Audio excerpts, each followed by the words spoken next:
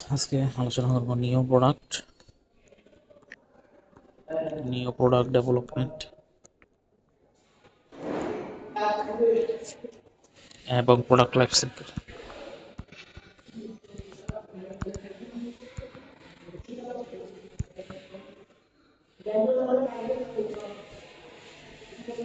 মূল ফোকাস হবে প্রোডাক্ট বাজারে লঞ্চ করার পর বা কমার্শিয়ালাইজ হওয়ার পর সেটির ব্যবস্থাপনা, যা প্রোডাক্ট লাইফ সাইকেলের উপর নির্ভরশীল। যা প্রোডাক্ট লাইফ সাইকেল এর উপর নির্ভরশীল, অর্থাৎ কাস্টমার কোম্পানি যখন একটা প্রোডাক্ট বাজারে লঞ্চ করলো, কমার্শিয়ালাইজেশন করলো, তারপরে ওই প্রোডাক্টের ব্যবস্থাপনা, যা আসলে প্রোডাক্ট লাইফ সাইকেল উপর নির্ভরশীল আছে। প্রোডাক্ট লাইফ সাইকেলটা কি? পিএলসি। প্রোডাক্ট লাইফ সাইকেল হলো একটা প্রোডাক্টের জীবনকাল জুড়ে তার সেলস, মুনাফা, এই দুইটার গতিপথ। প্রোডাক্ট লাইফ সাইকেল বলতে একটা প্রোডাক্ট তার জীবনকালে তার সেলস এবং মুনাফার গতিপথকে বোঝায়। একটি প্রোডাক্টের জীবনকাল জুড়ে তার বিক্রয় এবং মুনাফার গতিপথকে বোঝায়। এই গতিপথকে 5টা ভাগে ভাগ করা যায়। মানুষের যেরকম জীবনচক্র জীবনচক্র থেকে, যে একটা সময় মানুষ শিশু, তারপর টডলার বলে এটাকে, শিশুর পর টডলার, তারপর হচ্ছে টিনেজার, তারপর অ্যাডাল্ট, তারপর মধ্যবয়সী, সবশেষে বার্ধক্যে পৌঁছায়। সিমিলারলি প্রতিটি ধাপে অথবা যে মানুষের প্রতিটি ধাপে, এই যে মানুষের বিভিন্ন স্টেজ, টিনেজার, অ্যাডাল্ট, বার্ধক্য, এই প্রতিটি স্টেজে তার আচরণ পরিবর্তিত হয়, আগ্রহ পরিবর্তিত হয়, আয় পরিবর্তিত হয়। ঠিক তেমনি একটা প্রোডাক্টেরও জীবনকালে বিভিন্ন ধাপ পার করে। একটা প্রোডাক্ট তার জীবনকালে বিভিন্ন ধাপ পার করে এবং প্রতিটি ধাপেই তার আয়, সেলস, প্রফিট, মার্কেট শেয়ার পরিবর্তিত হয়। আচ্ছা, কেন প্রোডাক্ট লাইফ সাইকেল গুরুত্বপূর্ণ? কারণ একটা প্রোডাক্টের প্রতিটি ধাপের বৈশিষ্ট্য আলাদা। প্রতিটি ধাপের জন্য মার্কেটিং স্ট্র্যাটেজি আলাদা হবে। তাহলে প্রোডাক্ট লাইফ সাইকেল কি? যে একটা প্রোডাক্টের সারা জীবনকাল জুড়ে তার সেলস প্লাস অথবা মুনাফার গতিপথ ছিল প্রোডাক্ট লাইফ সাইকেল। আর যেহেতু একটা প্রোডাক্টের এই গতিপথকে যেহেতু 5 ভাগে ভাগ করা যায়, সুনির্দিষ্ট 5 ভাগে, এবং এই প্রতিটা ধাপেই বৈশিষ্ট্য আলাদা, তাই প্রতিটি ধাপের জন্য স্ট্র্যাটেজি আলাদা হওয়া উচিত। একজন ব্র্যান্ড বা মার্কেটিং ম্যানেজারের প্রধান দায়িত্ব হলো প্রোডাক্টটা বর্তমানে কোন ধাপে আছে তা শনাক্ত করা এবং সে অনুযায়ী কাস্টমাইজড স্ট্র্যাটেজি গ্রহণ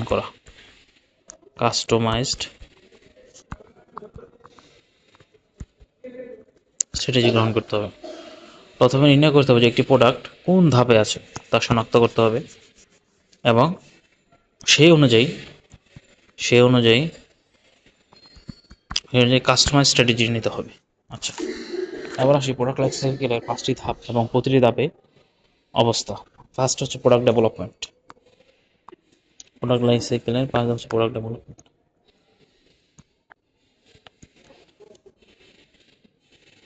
এটি হলো সেই পর্যায়ে যখন প্রোডাক্টটা ডেভেলপ করা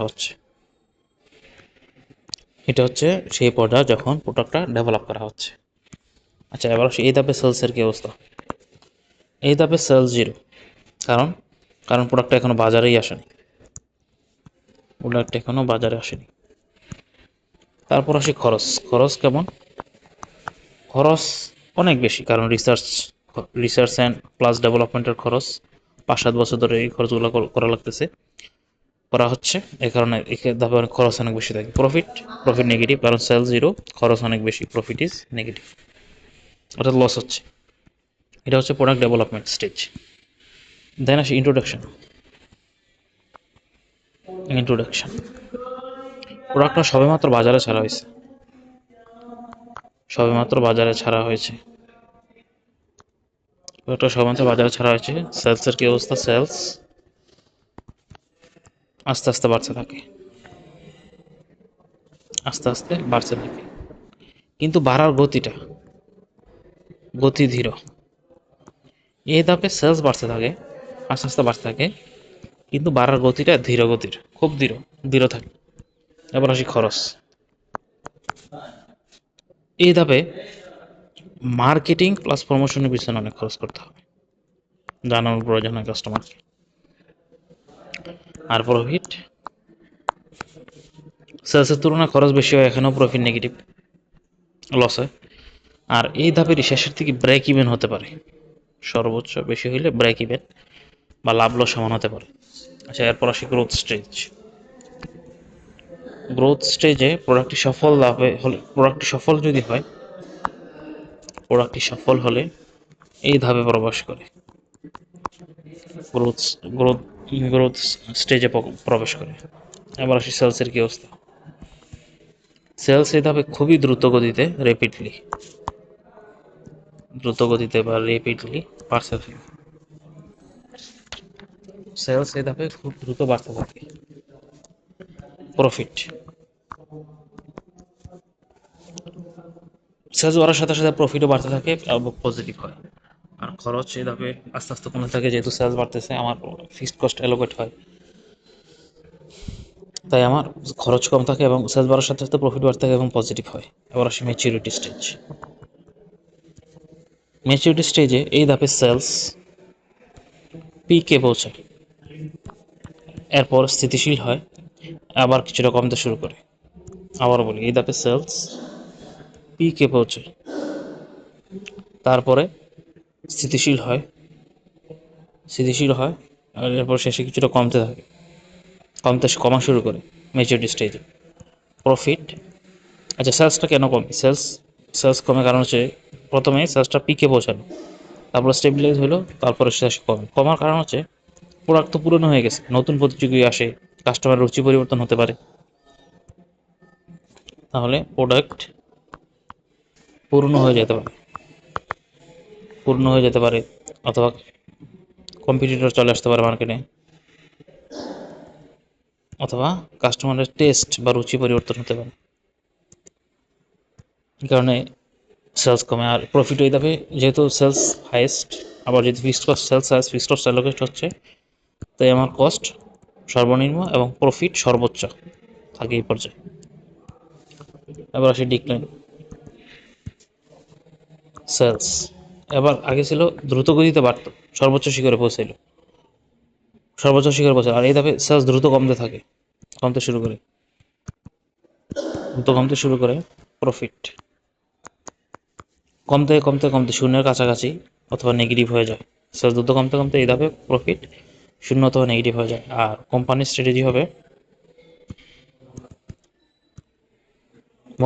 প্রোডাক্টটাকে মডিফাই করে সেলস বাড়ানোর চেষ্টা করা, অথবা যদি লাভজনক হয় তাহলে প্রোডাক্টটা বন্ধ বা ডিসকন্টিনিউ করে দিতে পারে। আচ্ছা, তাহলে প্রোডাক্ট লাইফ সাইকেলের ধাপসমূহ যদি আবার বলি, তাহলে প্রথমে আমি দেখলাম যে প্রোডাক্ট ডেভেলপমেন্ট, ফার্স্ট স্টেজে প্রোডাক্টটা ডেভেলপমেন্ট পর্যায়ে থাকে, যেহেতু এই পর্যায়ে প্রোডাক্টটা ডেভেলপ করা হচ্ছে। সেলস থাকে শূন্য, বলছিলাম সেলস থাকে শূন্য, বাজারে আস্তে আস্তে, কারণ এখনো বাজারে আসেনি প্রোডাক্টটা। খরচ খরচ অনেক বেশি থাকে, যেমন খরচের এক্সাম্পল হচ্ছে কি research and development. Profit negative, অর্থাৎ লস হচ্ছে। ইন্ট্রোডাকশন স্টেজে বাজারে প্রোডাক্টটা সবেমাত্র বাজারে ছাড়া হচ্ছে, সেলস আস্তে আস্তে বাড়তে থাকে, কিন্তু বাড়ার গতি ধীর, খুবই ধীর,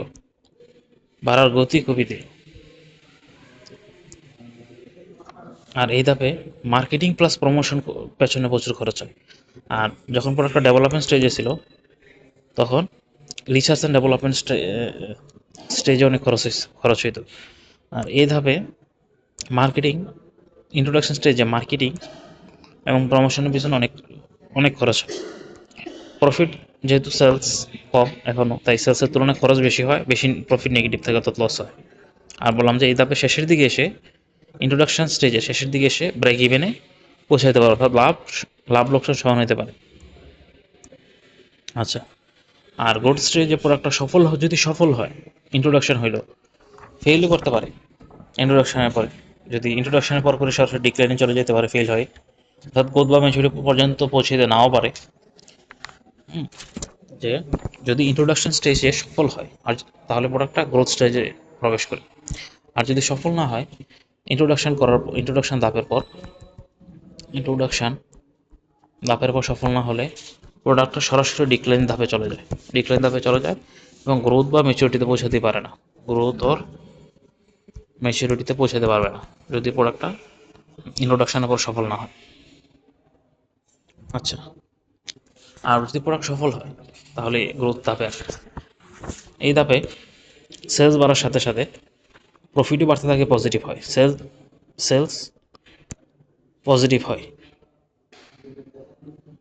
গ্রোথ স্টেজে এসে। আচ্ছা, ম্যাচুরিটি ধাপে সেলস খুব আচ্ছা, যেটা বলতেছিলাম যে গ্রোথ স্টেজে কিন্তু সেলসের বাড়ার গতি কি, সেলস খুব দ্রুত বা র্যাপিডলি বাড়তে থাকে, সেলস খুব দ্রুত বা র্যাপিডলি বাড়ে গ্রোথ স্টেজে, আর প্রফিটও হয়। আর ম্যাচুরিটি স্টেজে, এটা ছিল গ্রোথ স্টেজের পজিটিভ, আর ম্যাচুরিটি স্টেজে আর গ্রোথ স্টেজের কস্টই কমতে থাকে, কারণ ফিক্সড কস্ট অ্যালোকেট হয়। আর ম্যাচুরিটি স্টেজে সেলস পিক থাকে, সেলস পিকে পৌঁছায় পিকে পৌঁছায় সেলস পিকে পৌঁছায়, সর্বোচ্চ শিখরে পৌঁছায়, এরপর স্থিতিশীল হয়, তারপর আবার কমতে থাকে। আর কমার কয়েকটা কারণ বললাম যে কাস্টমার রুচি পরিবর্তন হয়ে যেতে পারে, প্রোডাক্ট পূর্ণ হয়ে যেতে পারে, কম্পিটিশনে বৃদ্ধি পেতে পারে, কাস্টমার রুচি পরিবর্তন হতে পারে। আচ্ছা, তারপর সেলস আর খরচ, সেলস বাড়তে থাকে, সেলস ম্যাচুরিটি স্টেজে প্রফিট সর্বোচ্চ পর্যায়ে থাকে, কারণ সেলস অনেক বেশি থাকে, কস্ট কম থাকে। তাই প্রফিট সর্বোচ্চ শিখরে পৌঁছায়, সর্বোচ্চ পর্যায়ে থাকে ম্যাচুরিটি স্টেজে। আর ডিক্লাইন স্টেজে সেলস দ্রুত কমতে শুরু করে, আর প্রফিট কমতে কমতে জিরো অথবা নেগেটিভ পৌঁছাতে পারে। স্ট্র্যাটেজি হবে যে মডিফাই করা মডিফাই করে সেলস বাড়ানোর চেষ্টা করা, অথবা যদি লাভজনক না হয় তাহলে ডিসকন্টিনিউ করা। সে তাহলে যদি আমি প্রশ্ন করি যে কোন ধাপে এসে প্রফিট পজিটিভ হয়, কোন ধাপে এসে প্রফিট পিক হয় অনেক লাইফ সাইকেলের, তাহলে পজিটিভ হয় গ্রোথ গ্রোথ স্টেজে এসে, পিকে পৌঁছায় ম্যাচুরিটি স্টেজে এসে।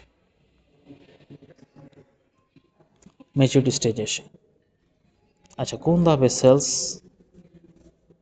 দ্রুত গতিতে কমে, এটা হচ্ছে ডিক্লাইন স্টেজে।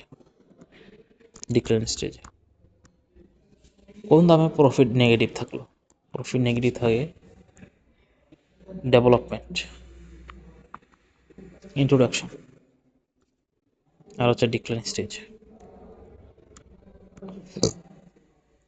আচ্ছা, এবার আসি প্রোডাক্ট লাইফ সাইকেলের ব্যতিক্রম। প্রথম হচ্ছে ব্যর্থ প্রোডাক্ট, অর্থাৎ যে প্রোডাক্ট ইন্ট্রোডাকশনের পর যেটা সরাসরি ডিক্লাইনে চলে যেতে পারে, অর্থাৎ ম্যাচুরিটি তো পৌঁছায় না, গ্রোথও পৌঁছায় না বা ম্যাচুরিটি পর্যন্ত পৌঁছাতে পারে না। আর দীর্ঘস্থায়ী প্রোডাক্ট, কিছু প্রোডাক্ট দীর্ঘস্থায়ী, কিছু প্রোডাক্ট 70 থেকে 80 বছর বা তারও বেশি সময় ধরে গ্রোথ বা ম্যাচুরিটি স্টেজে থাকতে পারে।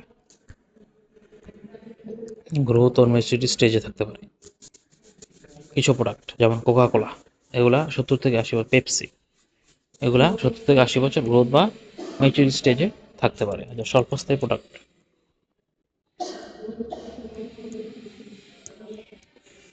আবার কিছু প্রোডাক্ট যেমন মোবাইল ফোন, আইফোন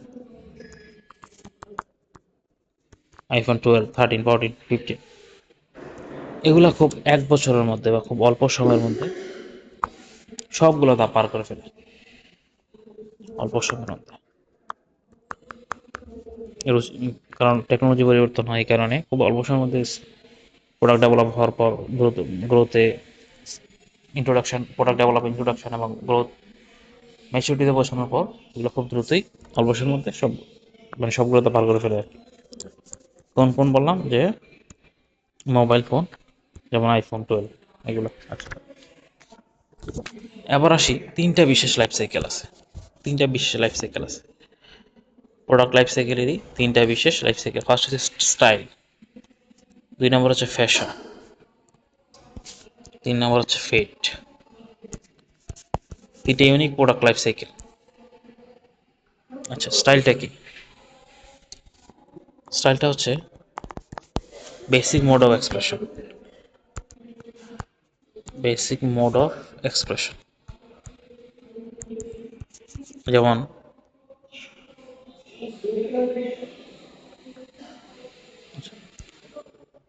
আচ্ছা, বেসিক মোড অফ এক্সপ্রেশন এর বৈশিষ্ট্য হচ্ছে কি, এগুলো চক্রাকারে ফিরে আসে। চক্রাকারে ফিরে আসে অর্থাৎ প্রথমে সেলস বাড়ে, তারপর কমে, আবার নতুন করে পপুলার হয়। ঠিক আছে, এটা হচ্ছে স্টাইল। এবার আসি ফ্যাশন। ফ্যাশনটা হলো বর্তমানে প্রচলিত বা বর্তমানে প্রচলিত বা গৃহীত স্টাইল।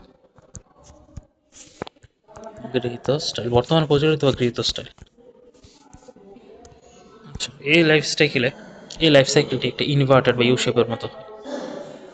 আচ্ছা, এবার আসি ফ্যাট। ফ্যাট হচ্ছে এমন একটা প্রোডাক্ট যা বিশেষ কারণেই ছাড়াই হঠাৎ ভাইরাল হয়ে যায়। যেমন ইউ টাইপের যে একটা অ্যাড আছে মেহজাবিনের, বাংলা লিঙ্কের, ওগুলো কিন্তু হঠাৎ করে ভাইরাল হয়ে গেল। তার মানে এমন একটা প্রোডাক্ট যা বিশেষ কারণেই হঠাৎ ভাইরাল হয়ে যায়।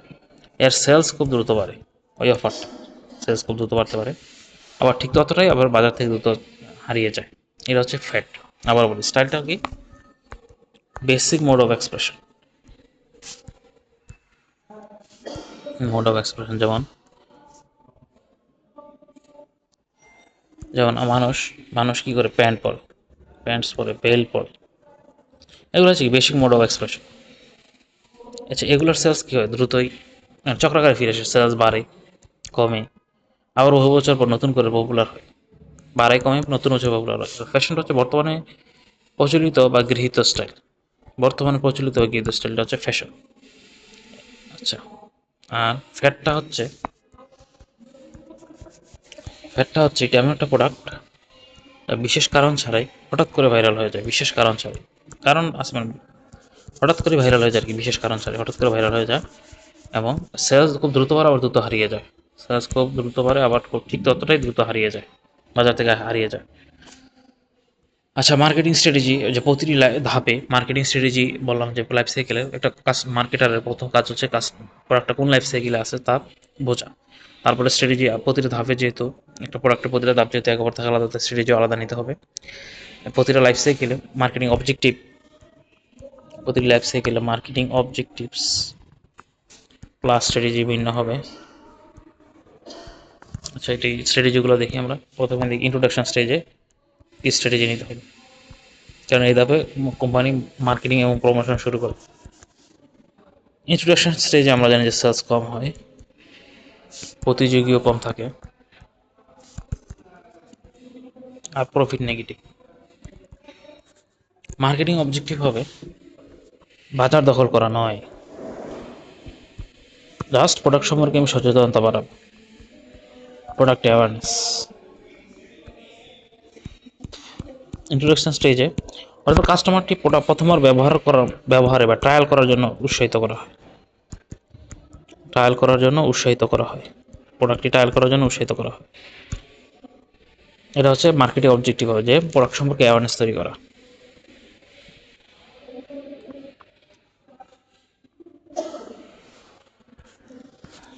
আবার আসি, প্রোডাক্টটা দেখতে কেমন হবে। প্রোডাক্টটা হবে বেসিক প্রোডাক্ট বা মৌলিক একটা প্রোডাক্ট অফার করতে হবে। বৈচিত্র্য যোগ করতে হবে না। অতিরিক্ত ফিচার বা বৈচিত্র্য যোগ না করে একটা সিম্পল ভার্সন লঞ্চ করা যুক্তিযুক্ত, কারণ কাস্টমার রেসপন্স এখনো অজানা। সিম্পল ভার্সন লঞ্চ করতে হবে, করাটাই যুক্তিযুক্ত, কারণ এখানে কাস্টমারের রেসপন্সটা আমি জানি না, নট নো। কাস্টমারের রেসপন্স কাস্টমারের রেসপন্স আমি জানি না, তাই আমাকে উচিত হবে একটা সিম্পল বেসিক প্রোডাক্ট অফার করা, বেসিক ও মৌলিক প্রোডাক্ট, অতিরিক্ত ফিচার, বৈচিত্র্য, অতিরিক্ত ফিচার বা বৈচিত্র্য যোগ না করে সিম্পল ভার্সন লঞ্চ করা। প্রাইস সাধারণত কস্ট প্লাস প্রাইসিং করা, অর্থাৎ উৎপাদন খরচের সাথে একটা বেসিক প্রফিট মার্জিন যোগ করে দাম নির্ধারণ করা হয়। সে আমার 100 টাকা খরচ আর 10 টাকা লাভ সমান 110 টাকা বিক্রয় মূল্য, 110 টাকা সেলিং প্রাইস নির্ণয় করা, দাম নির্ধারণ করা হয়। ডিস্ট্রিবিউশন স্ট্র্যাটেজি কেমন হবে? এই ধাপে সিলেক্টিভ ডিস্ট্রিবিউশন অনুসরণ করা, অর্থাৎ সারা দেশে পণ্য না ছড়িয়ে শুধু নির্দিষ্ট কিছু গুরুত্বপূর্ণ হটস্পট বা এলাকায় পণ্য সহজলভ্য করা হয়। এতে খরচটাকে নিয়ন্ত্রণে রাখার জন্য। এতে একটা simple version of the product আমি লঞ্চ করতেছি, কাস্টমার রেসপন্স আমি এখনো জানি না, বেসিক স্টাইল করার জন্য, উৎসাহিত করার জন্য এটা করা হচ্ছে। আচ্ছা, প্রমোশন কেমন হবে? অ্যাডভার্টাইজ এর মূল লক্ষ্য থাকে অ্যাওয়ারনেস বাড়ানো, এটা আগেই বলছি, অ্যাওয়ারনেস বাড়ানো। আর সেলস প্রমোশন হয় কি? Sales promotion customer plus dealer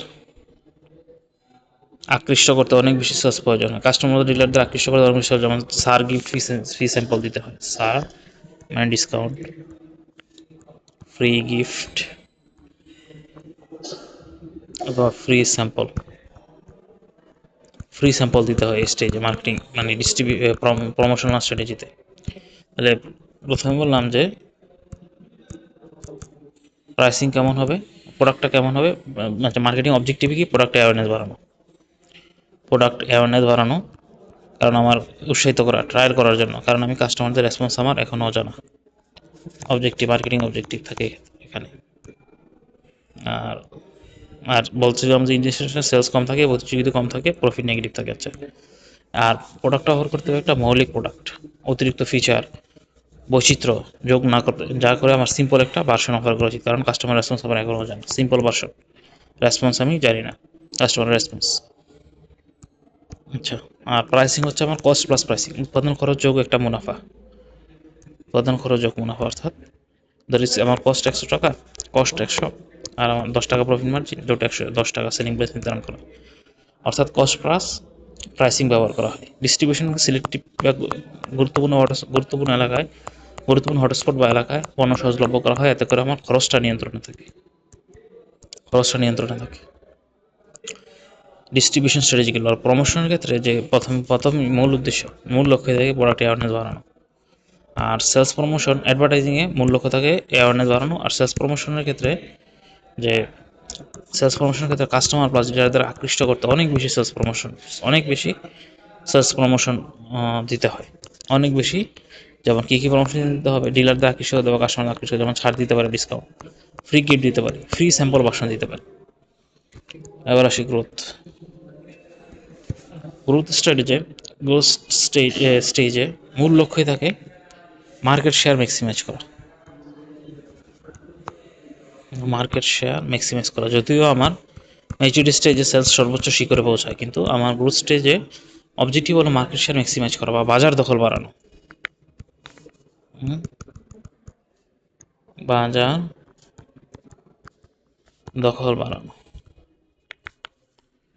বাজার দখল বাড়ানো, এটা হচ্ছে মার্কেটিং অবজেক্টিভ। আচ্ছা, প্রোডাক্ট কেমন হবে? এই ধাপে প্রোডাক্টে উন্নতি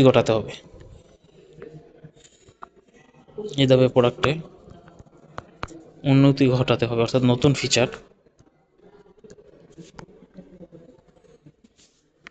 feature extension, service, warranty, new flavour,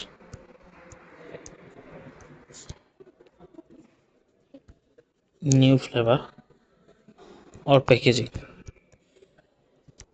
packaging আনা হয়। এতে করে অর্থাৎ কোর বেনিফিট একটা থাকবে আমার, থেকে অগমেন্টেড প্রোডাক্ট লেভেলে ফোকাস বাড়ে। কোর বেনিফিট থেকে, আচ্ছা অগমেন্টেডটা পরে এক্সপ্লেন করতেছি। অগমেন্টেড লেভেলে ফোকাস বাড়ে। আচ্ছা প্রাইস হবে পেনিট্রেশন। পেনিট্রেশন প্রাইসিংটা যখন প্রাইসিং ডিসকাস করা হবে তখন বোঝা যাবে এগুলো। পেনিট্রেশন প্রাইসিংটা হচ্ছে যে বাজার দ্রুত দখলের জন্য ইচ্ছাকৃতভাবে দাম কম রাখা। এটাই হচ্ছে পেনিট্রেশন প্রাইসিং মূলত। এটা কিন্তু প্রতিযোগিতার ব্যয়ের থেকেও কম। এটাও অনেক ইম্পর্টেন্ট যে প্রতিযোগিতার ব্যয়ের থেকেও কম একটা দাম রাখা হয়। আচ্ছা, এটা হচ্ছে মার্কেট পেনিট্রেশন প্রাইসিং। বাজার দ্রুত দখলের জন্য ইচ্ছাকৃতভাবে দাম কম রাখা হয়, এটা কিনা প্রতিযোগিতার মার্কেটের থেকে দামের থেকে কম। আর ডিস্ট্রিবিউশন, এক্ষেত্রে ডিস্ট্রিবিউশন ইন্টেন্সিভ বা ব্যাপকভাবে করতে হবে। আরেকটা ছিল সিলেক্টিভ। এতে ডিস্ট্রিবিউশন করতে ইন্টেন্সিভ, অর্থাৎ ডিলার কাভারেজ,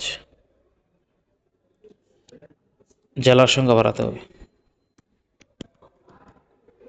ইহাকে দ্রুত বাড়াতে হবে। প্রমোশনের ক্ষেত্রে আসি, অ্যাডের ক্ষেত্রে কী করতে হবে?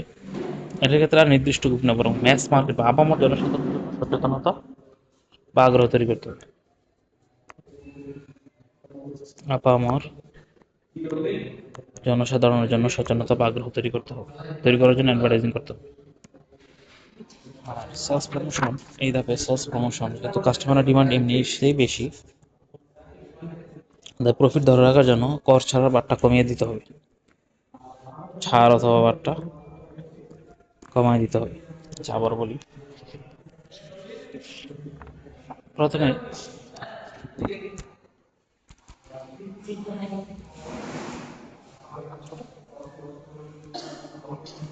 যে ম্যাচুরিটি স্টেজে, গ্রোথ স্টেজে আমার স্ট্র্যাটেজি কী হবে? গ্রোথ স্টেজে আমার স্ট্র্যাটেজি হবে মার্কেট শেয়ার ম্যাক্সিমাইজ করা।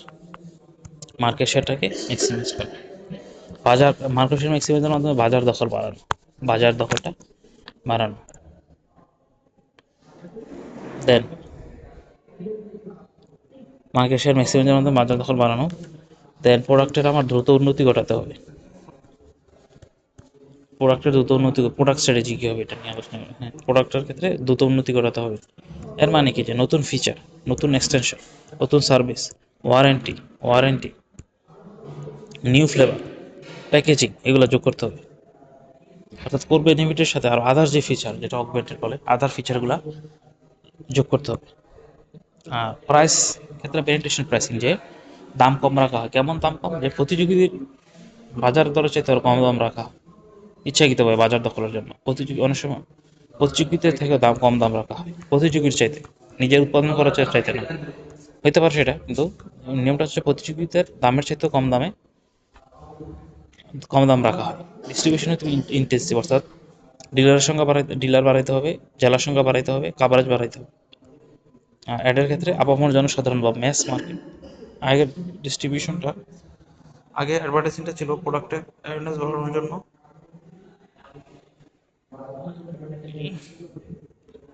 প্রোডাক্টের অ্যাওয়ারনেস বাড়ানো, কিন্তু ডিলারদেরকে টার্গেট করা।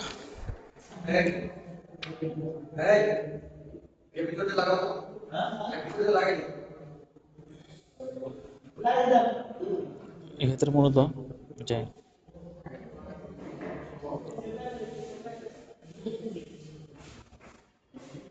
আচ্ছা হ্যাঁ, এক্ষেত্রে মূলত অ্যাডভার্টাইজমেন্টগুলো আপামর জনসাধারণকে টার্গেট করা হয়। ম্যাস মার্কেট যেটাকে বলে, আপামর জনসাধারণের মধ্যে সচেতনতা আগ্রহ তৈরি করার জন্য অ্যাডভার্টাইজিং করা হয়।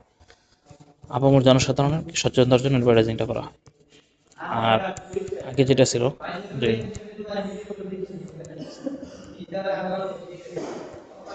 এক্ষেত্রে, আর ইন্ট্রোডাকশন স্টেজে অ্যাওয়ারনেসটা বাড়াবো কাদের মূলত? ডিলারদেরকে টার্গেট করা হয়। আর কাস্টমার মূলত যারা আর্লি অ্যাডপ্টর কাস্টমারদেরকে টার্গেট করা হতো। কিন্তু এখানে জাস্ট আপামর জনসাধারণকে সচেতনতা করার জন্য অ্যাডভার্টাইজিং স্ট্র্যাটেজি নেওয়া হয়। আর সেলস প্রফেশনের ক্ষেত্রে যেহেতু এমনিতে আমার সেলস অনেক বেশি, তাই বাট্টা বাছার, এগুলা প্রফিট বাড়ানোর জন্য বাট্টা বাছার এই ধাপে কমিয়ে দেওয়া হয়। সেবার আসি ম্যাচুরিটি স্টেজ।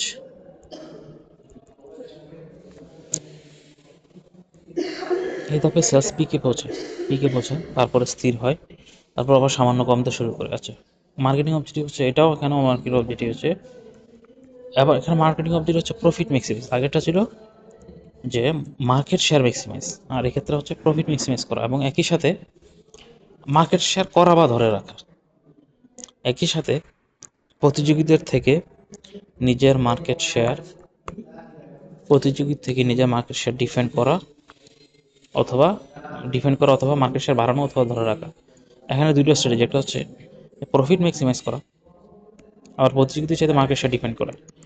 আর গ্রোথ স্ট্র্যাটেজিতে ছিল যে মার্কেট শেয়ার তো বাজার দখল বাড়ানো। আর ম্যাচুরিটি স্টেজে আমার স্ট্র্যাটেজি হচ্ছে যে সেলস বা প্রফিট ম্যাক্সিমাইজ করা, আর প্রফিট ম্যাক্সিমাইজ করা, এবং একই সাথে প্রতিযোগীদের চাইতে প্রতিযোগীদের থেকে নিজের মার্কেট শেয়ারকে ডিফেন্ড করা বা দখল করা, প্রতিযোগীদের থেকে যে মার্কেট শেয়ার ডিফেন্ড করা অথবা ধরে রাখা। প্রতিযোগিতা থেকে এখানে আমার মার্কেট শেয়ার বাড়াতে হবে না, কারণ এমনিতে আমাদের এখানে সেলস সর্বোচ্চ পর্যায়ে পৌঁছে গেছে। জাস্ট প্রতিযোগিতার থেকে নিজেদের মার্কেট শেয়ার ডিফেন্ড করতে হবে বা ধরে রাখতে হবে। আচ্ছা, প্রোডাক্ট কাস্টমারদেরকে আগ্রহটাকে ধরে রাখার জন্য আগের স্টাডিতে ছিল যে নতুন ফিচার, নতুন এক্সটেনশন, ওয়ারেন্টি, নতুন ফ্লেভার অ্যাড করা, নতুন প্যাকেজিং। আর এখানে ক্ষেত্রে আগ্রহ ধরে রাখার জন্য আমাকে ডাইভার্সিটি আনতে হবে, প্রোডাক্টে বৈচিত্র্য আনতে হবে। নতুন ব্র্যান্ড, মডেল, ভার্সন, যেমন মোবাইল ফোনের নতুন মডেল বাজারে ছাড়া, অর্থাৎ নতুন ব্র্যান্ড, মডেল। আগে ছিল নতুন ফিচার, নতুন এক্সটেনশন, নতুন ফ্লেভার। আর এক্ষেত্রে নতুন ব্র্যান্ড, নতুন মডেল, নতুন ভার্সন চালু করা। যেমন নতুন মডেল, নতুন ব্র্যান্ড, নতুন ভার্সনের মডেল মোবাইল ফোন বাজারে ছাড়া এই দামে। আচ্ছা, প্রোডাক্ট গেল। প্রাইস, এই ধাপে দাম প্রতিযোগিতার সমান অথবা তার প্রতিযোগিতার সাথে কিছুটা কম রাখা হয়। এক্ষেত্রে দাম প্রতিযোগিতার সমান অথবা প্রতিযোগিতার থেকে কিছুটা কম রাখা হয়। ডিস্ট্রিবিউশন, এখানে এবার মোর ইন্টেন্সিভ, আরেকটা ছিল শুধু ইন্টেন্সিভ, এখানে হচ্ছে মোর ইন্টেন্সিভ বা আরও বেশি ব্যাপক ও সহজলভ্য করা। প্রমোশন, অ্যাডভার্টাইজিং এর মূল ফোকাস থাকবে ডিফারেন্সিয়েশন, পার্থক্য তুলে ধরা। অর্থাৎ আমার প্রোডাক্ট প্রতিযোগীর চাইতে কেন আলাদা বা সেরা, তা হাইলাইট করা। তা আমাকে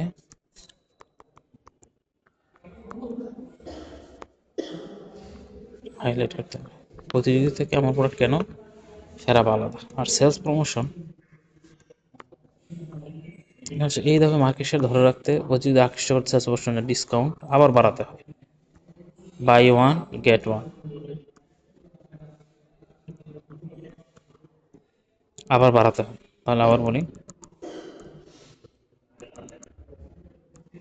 ম্যাচুরিটি স্টেজে প্রফিট ম্যাক্সিমাইজ করা বা সেলস বা প্রফিট ম্যাক্সিমাইজ করা, প্লাস প্রতিযোগিতা থেকে মার্কেট শেয়ার ডিফেন্ড বা ধরে রাখা, মূল লক্ষ্য মার্কেটিং। আর প্রোডাক্টের ক্ষেত্রে আগ্রহ বাড়ানোর জন্য ডাইভার্সিটি আনা হয়, নতুন ব্র্যান্ড, নতুন মডেল, নতুন ভার্সন, যেমন মোবাইল ফোনের, যেমন Redmi A5, Redmi A6, Redmi 12 এই টাইপের। এবং প্রাইস প্রতিযোগীদের থেকে সমান অথবা কমও রাখা যেতে পারে। আর ডিস্ট্রিবিউশন ক্ষেত্রে মোর ইন্টেন্সিভ হতে হবে, ব্যাপক, আরও বেশি সহজলভ্য করতে হবে, কাস্টমারদের পাশেই যেন পায় এরকম। আর সহজলভ্য করা বলতে প্রোডাক্টটা পাওয়ার ক্ষেত্রে আর কি, প্রাইস না, প্রোডাক্টটা পাওয়ার ক্ষেত্রে সহজলভ্য করা। আর প্রমোশন হবে, অ্যাডের ফোকাস থাকবে ডিফারেন্সিয়েশন করা। আর গ্রোথের ফোকাস ছিল যে গ্রোথের ক্ষেত্রে আমার অ্যাডের ফোকাস ছিল যে নির্দিষ্ট কোনো গ্রুপকে না, বরং মাস মার্কেটিং, আপামর জনসাধারণের জন্য সচেতনতা ও আগ্রহ তৈরির জন্য অ্যাডভার্টাইজিং করা হতো। আর এখানে যে ফোকাস থাকবে ডিফারেন্সিয়েশন তুলে ধরা, পার্থক্য তুলে ধরা, অর্থাৎ আমার প্রোডাক্ট প্রতিযোগিতা থেকে কেন সেরা বা আলাদা তা হাইলাইট করা হয়। আর পার্থক্য হচ্ছে আমার প্রোডাক্ট কেন আলাদা বা সেটা তা আলাদা করা, আর হচ্ছে হাইলাইট থাকে কি এটা ওটা হাইলাইট করতে হবে। আর প্রাইসিংয়ের ক্ষেত্রে সেটি সেলস প্রমোশনটার ক্ষেত্রে আমার ডিসকাউন্ট, সেলস বাড়ানোর জন্য যে প্রমোশন নিতে পারি ডিসকাউন্ট, তারপর বাই ওয়ান গেট ওয়ান আবার দিতে হবে আগ্রহ বাড়াতে, কাস্টমার আগ্রহ বাড়াতে বা মার্কেট শেয়ার ধরে রাখতে, প্রতিযোগী প্রতিযোগীর কাস্টমারদের আকৃষ্ট করতে আর কি। অর্থাৎ মানে এই ধাপে মার্কেট শেয়ার ধরে রাখতে, মূলত মার্কেট শেয়ার ধরে রাখতে প্লাস প্রতিযোগী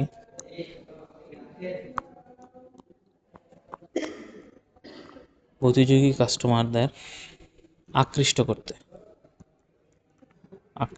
প্রতিযোগী কাস্টমারদেরকে আকৃষ্ট করতে বাই ওয়ান গেট ওয়ান অথবা যে আমার ডিসকাউন্ট এগুলো আবার দেওয়া হয়। আবার আসে ডিক্লাইন স্টেজে, কি স্টেজে নিতে হবে। ডিক্লাইন স্টেজে মার্কেটিং অবজেক্টিভ থাকে খরচ কমানো, মার্কেটিং অবজেক্টিভ থাকে যে খরচ কমানো, প্রোডাক্টের খরচটা কমানো এবং প্রোডাক্টটা থেকে যতদিন লাভ করা, যতদিন সম্ভব লাভ বের করে নেওয়া, বা যাকে মিল্কিং বলা হয়। যতদিন সম্ভব প্রোডাক্টটা থেকে যতদিন সম্ভব লাভ বের করে আনা, যাকে বলা হয় মিল্কিং। যতদিন সম্ভব লাভ বের করে আনাকে বলা হয় মিল্কিং। আচ্ছা,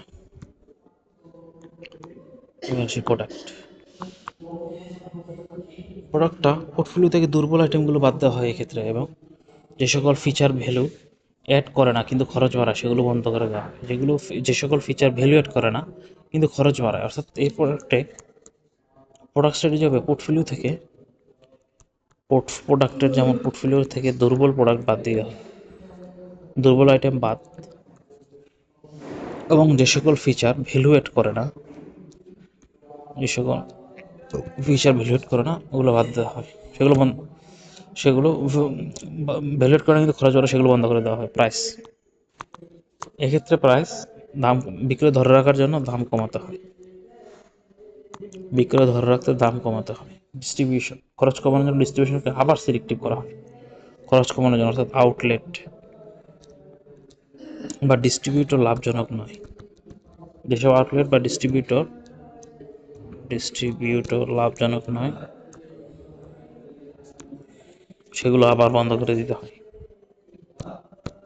অ্যাডের খরচ কমানোর জন্য অ্যাডভার্টাইজিং খরচ কমানো হয়। শুধুমাত্র হার্ডকোর লয়াল কাস্টমার ধরে রাখার জন্য যতটুকু প্রয়োজন, শুধুমাত্র হার্ডকোর লয়াল কাস্টমারদের ধরে রাখার জন্য যতটুকু প্রয়োজন ততটুকুই করা হয়। আর সেলস প্রমোশন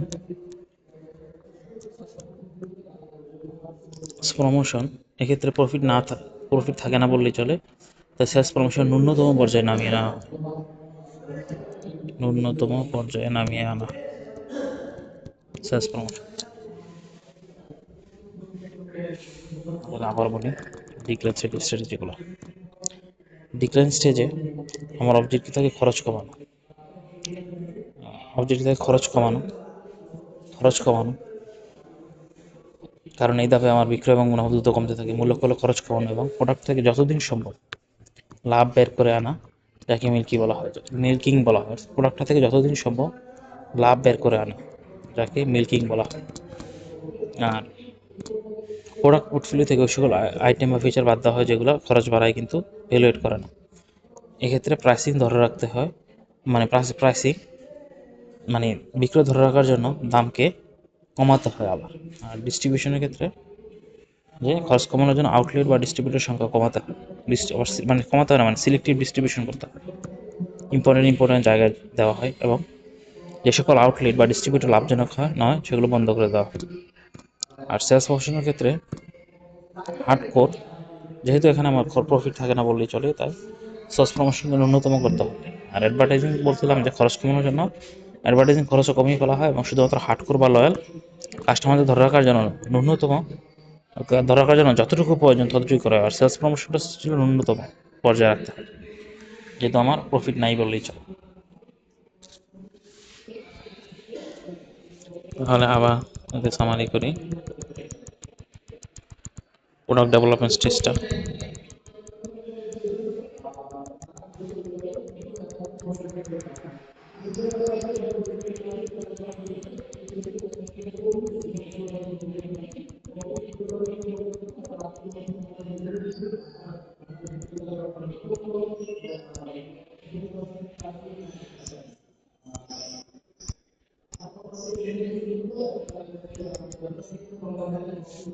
যে প্রোডাক্ট ডেভেলপমেন্ট বলতে একটা কাজ প্রোডাক্টের জীবনকালে সেলস বা মুনাফার গতিপথকে বোঝায়।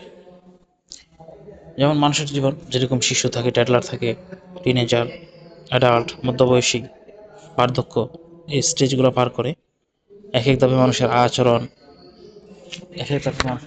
আগ্রহ এগুলো আলাদা থাকে। সিমিলারলি একটা প্রোডাক্টেরও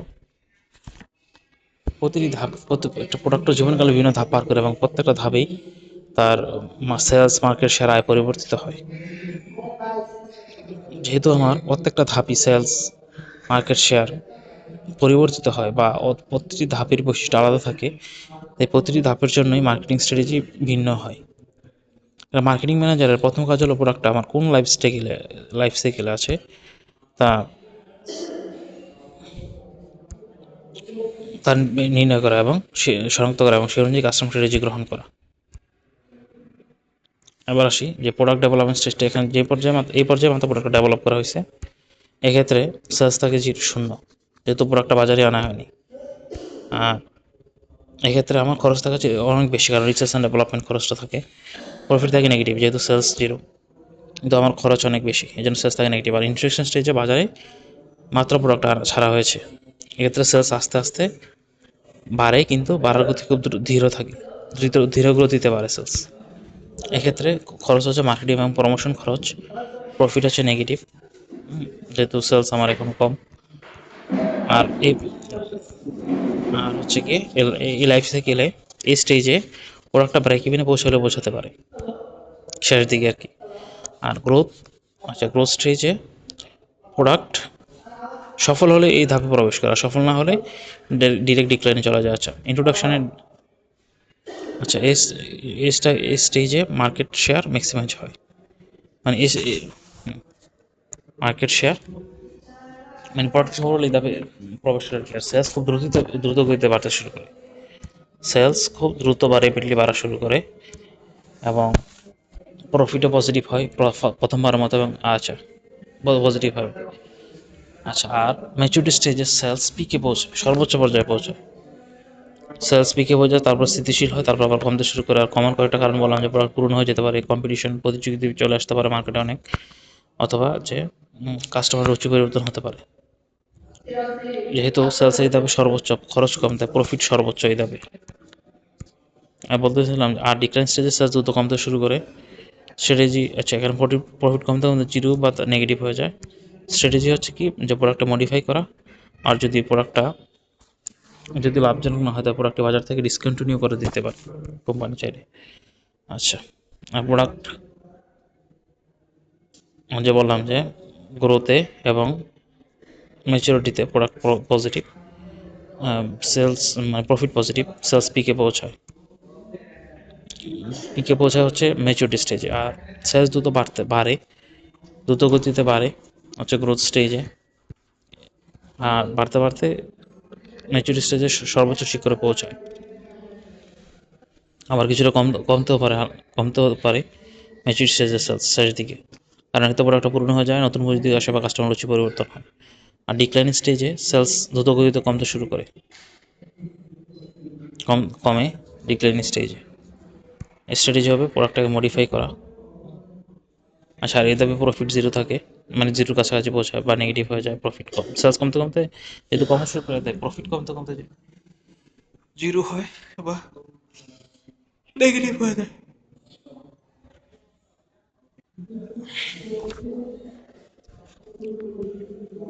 আচ্ছা, আর কিছু ব্যতিক্রম আছে, যেসব প্রোডাক্ট ব্যর্থ হয়, অর্থাৎ ইন্ট্রোডাকশন স্টেজের পরে হয়তো গ্রোথও রিচ করে না, ম্যাচুরিটি রিচ করে না, পৌঁছাতে পারে না। এটা কিছু লাইফ সাইকেলের ব্যতিক্রম। তারপরে দীর্ঘস্থায়ী প্রোডাক্ট 70 বা 80 বছর ধরে কিছু প্রোডাক্ট 70 বা 80 বছর বা তার বেশি সময় গ্রোথ বা ম্যাচুরিটি স্টেজে দুটাতেই থাকতে পারে, গ্রোথ অথবা ম্যাচুরিটি স্টেজে থাকতে পারে। আবার কিছু প্রোডাক্ট স্বল্পস্থায়ী, যেমন কিছু প্রোডাক্ট আছে স্বল্পস্থায়ী প্রোডাক্ট, যেমন আছে যে মানে খুব অল্প সময়ের মধ্যে সবগুলো দাম পার করে ফেলে, যেমন মোবাইল ফোন, iPhone 12 এগুলো। আর কিছু বললাম যে 3 ধরনের আরো ইউনিক লাইফ সাইকেল আছে। একটা হচ্ছে স্টাইল, বেসিক, মডার্ন, এক্সপ্রেশন। যেমন আমাদের প্যান্ট যে আমরা পরি, প্যান্ট বেল্ট, এগুলো হচ্ছে কি বেসিক মোড অফ এক্সপ্রেশন। এর বৈশিষ্ট্য হচ্ছে কি যে এগুলো চক্রাকারে ফিরে আসে, অর্থাৎ এগুলোর সেলস বাড়ে, কমে, আবার বাড়ে, মানে আবার হঠাৎ করে পপুলার হয়, বা আবার বহু বছর পর নতুন করে পপুলার হয়। ফ্যাশন হচ্ছে বর্তমানে প্রচলিত বা গৃহীত স্টাইল।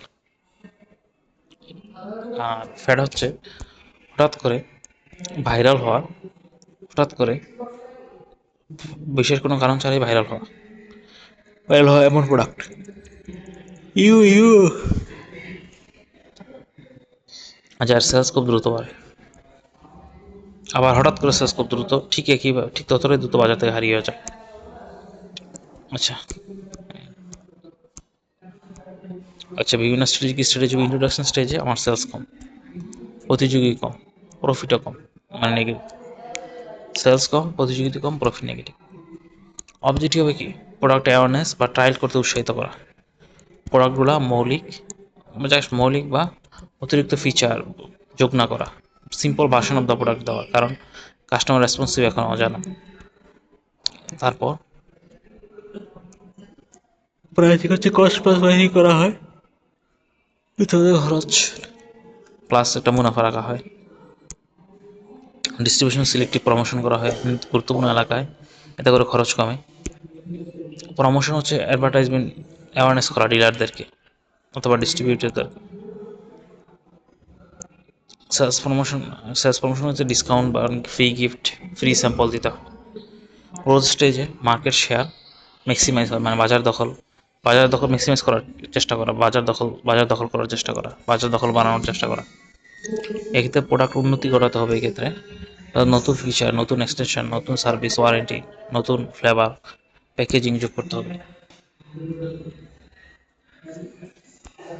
আর কোর বেনিফিট বা অ্যাগমেন্টেড লেভেলে বেনিফিট দিতে হবে এই স্টেজে। আর প্রাইসে হবে পেনিট্রেশন প্রাইসিং, অর্থাৎ বাজার দখলের জন্য দাম কম রাখা হয় অথবা প্রতিযোগিতার ব্যয়ের চাইতেও কম রাখা হয়।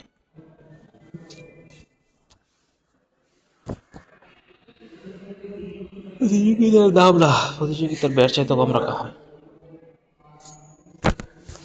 না সরি সরি মানে প্রতিযোগিতার দামের সাথে কম রাখা হয় আর কি, প্রতিযোগিতার ব্যয় না, প্রতিযোগিতার দামের সাথে কম রাখা হয়। ডিস্ট্রিবিউশন ইন্টেন্সিভ হতে হবে, ডিলারের সংখ্যা বাড়াতে হবে, কভারেজ বাড়াতে হবে, জেলার সংখ্যা বাড়াতে হবে। অ্যাড করতে হবে যে আপামর জনসাধারণকে সচেতনতা বাড়াতে হবে।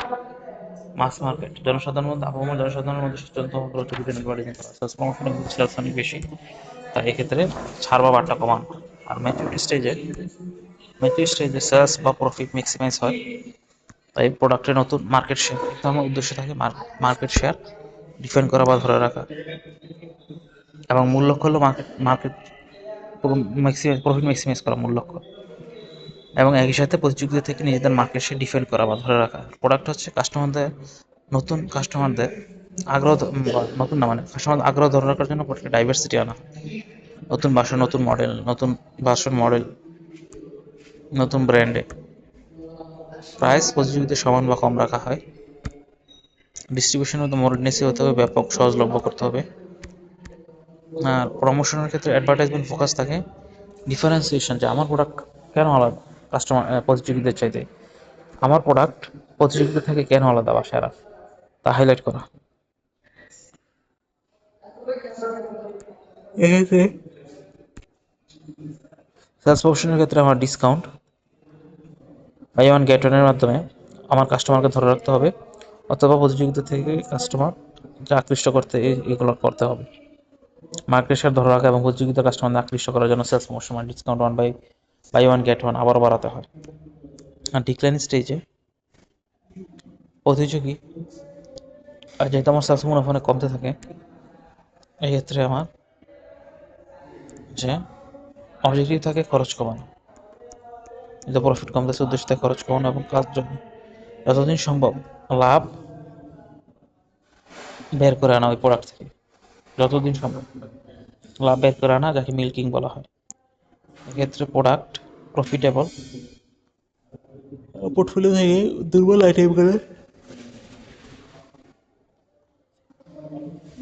আইটেমগুলো বাদ দেওয়া হয়, যে সকল ফিচার ভ্যালুয়েট করে না বা খরচ বাড়ায়, সেগুলো বাদ দেওয়া হয়, সেগুলো বন্ধ করে দেওয়া হয়।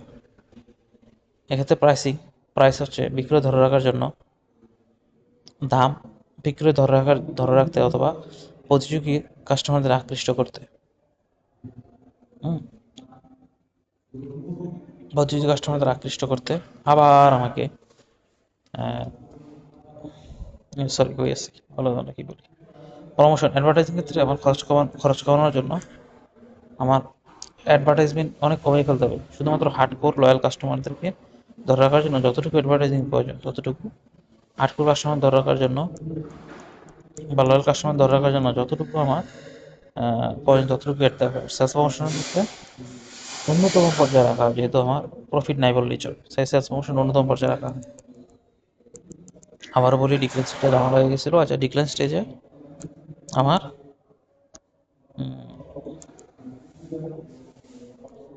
যে অবজেক্টিভ থাকে আমার খরচ কমানো এবং প্রোডাক্ট থেকে যতদিন সম্ভব লাভ বের করে আনা, এটাকে মিল্কিং বলে। আর প্রোডাক্ট হচ্ছে পোর্টফোলিওতে বা দুর্বল প্রোডাক্টগুলো বাদ দেওয়া হয়, বা দুর্বল ফিচার বা যে সকল ফিচার ভ্যালুয়েট করেন এগুলোকে বাদ দেওয়া হয়। আর প্রাইসিং ধরে রাখার জন্য ধরে রাখতে মানে বিক্রয় ধরে রাখার জন্য দাম কমাতে হয়, এক্ষেত্রে প্রাইস কাট করতে হয়। ডিস্ট্রিবিউশনের ক্ষেত্রে খরচ কমানোর জন্য ডিস্ট্রিবিউটর মানে আবার সিলেক্টিভ ডিস্ট্রিবিউশন করতে হয়, এবং লাভজনক নয় এই সকল আউটলেট অথবা ডিস্ট্রিবিউটর বাদ দেওয়া হয়, সেগুলো বন্ধ করে দেওয়া হয়। আউটলেট বা ডিস্ট্রিবিউটর যে সকল আউটলেট বা ডিস্ট্রিবিউটর লাভজনক হয় সেগুলো বন্ধ করে দেওয়া হয়।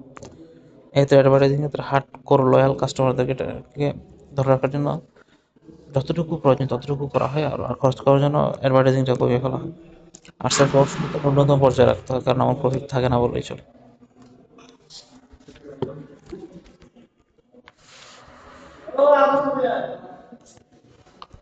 আচ্ছা, এবার আসি প্রোডাক্টের তৃতীয় অংশ, যে নতুন পণ্য উন্নয়ন, নিউ প্রোডাক্ট ডেভেলপমেন্ট। একটা কোম্পানি কেন নতুন পণ্য ডেভেলপ করে, কিভাবে করে, এবং এর সাথে জড়িত ঝুঁকিগুলো কি কি? এর সাথে জড়িত ঝুঁকিগুলো কি কি? আচ্ছা,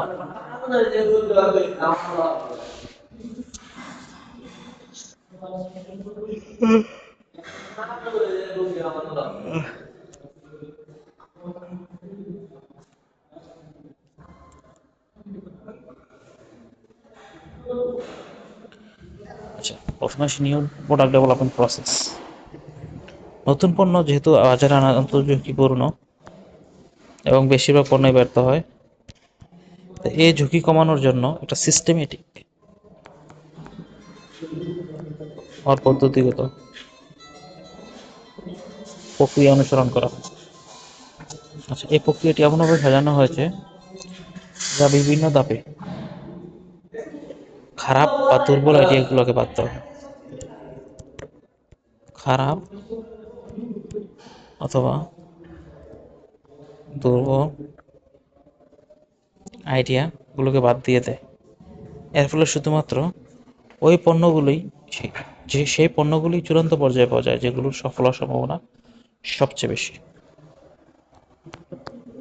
আমরা বলি,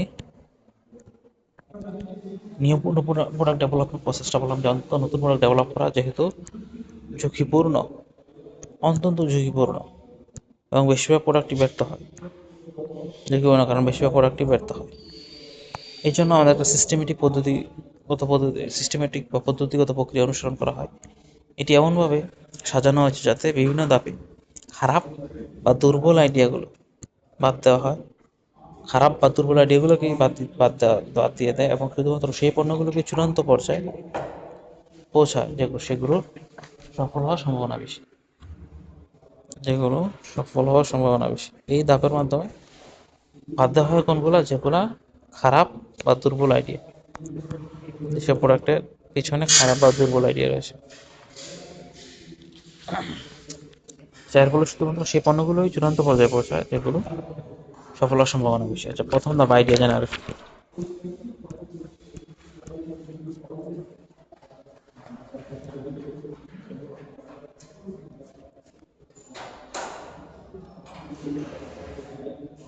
আইডিয়া জেনারেশন এটা হচ্ছে একটা নতুন পণ্য ধারণার একটি পদ্ধতিগত অনুসন্ধান। নতুন পণ্য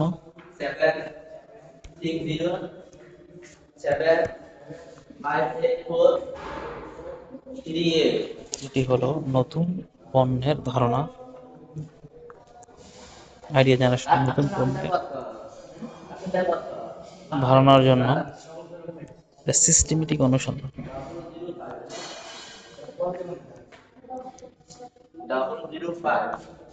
সিস্টেমেটিক অনুসন্ধান এই ধাপে ভালো খারাপ মিলিয়ে শত শত আইডিয়া আসতে পারে।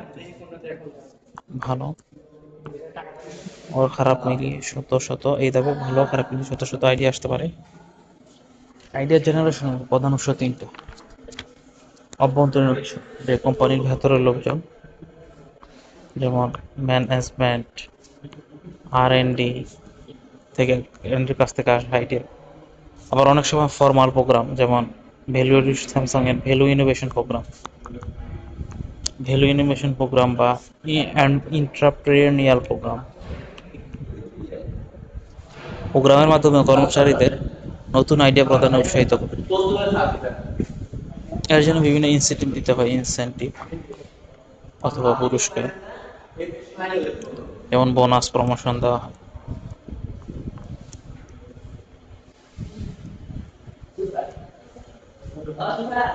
এক্সটার্নাল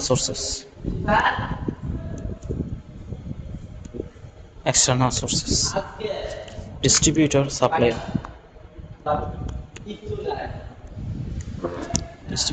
তারা সরাসরি সংস্পর্শে, তাই এরা ক্রেতাদের কাছ থেকে চাহিদা,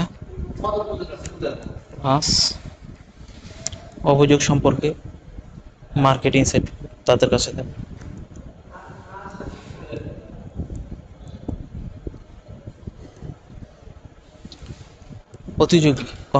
প্রতিযোগীরা কোম্পানির পণ্য পর্যবেক্ষণ করে, যেমন প্রথমে লেবুর সুপারযুক্ত ডিটারজেন্ট থেকে অন্যরা তা অনুসরণ করে বা তাদের পণ্য কিনে রিভার্স ইঞ্জিনিয়ারিং করে বা পণ্য বিশ্লেষণ করে ভেঙে বিশ্লেষণ করে নতুন আইডিয়া পাওয়া যায়। ক্রেতা ফোকাস গ্রুপ ডিসকাশন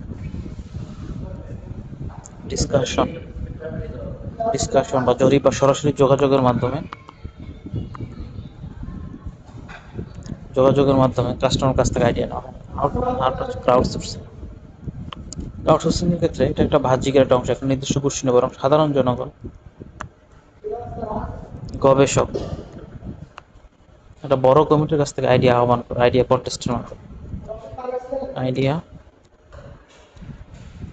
কন্টেস্টের মাধ্যমে বড় কমিটির কাছ থেকে আইডিয়া নেয়। সেটা হচ্ছে ক্রাউডসোর্সিং। আবার বলি, অনেক কঠিন এগুলো, যে আইডিয়া জেনারেশন, যে নতুন পণ্যের ধারণা লাভ করার জন্য